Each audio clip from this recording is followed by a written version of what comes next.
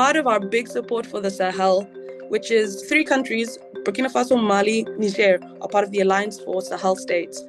And these are countries where military coups have happened in the last couple of years. These military coups are often characterized in the West as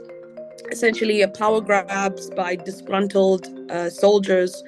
and have basically been minimized in terms of their attempts to fight for sovereignty. We assessed this part of the world, the Sahel, as part of a grouping within the Global South that we call strongly seeking sovereignty.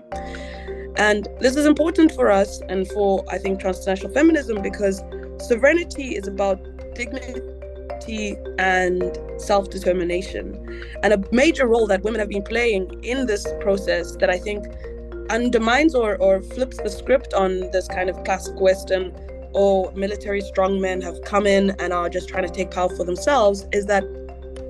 in Niger in July, 2 years ago, when the coup happened, the first thing that happened that actually gave political legitimacy to the military and actually set the tone of how the Alliance of Sahel States then ends up being forming is that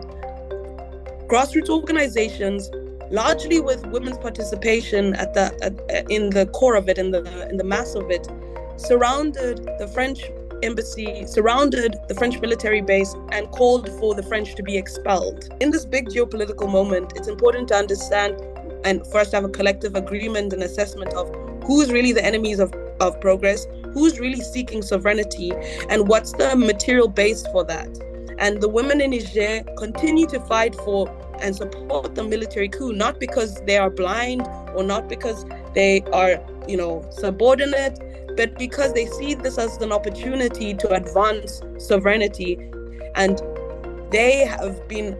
actively participating in setting the terms in which the military has to subordinate their own personal interests to the national interests and to the anti-imperialist interests.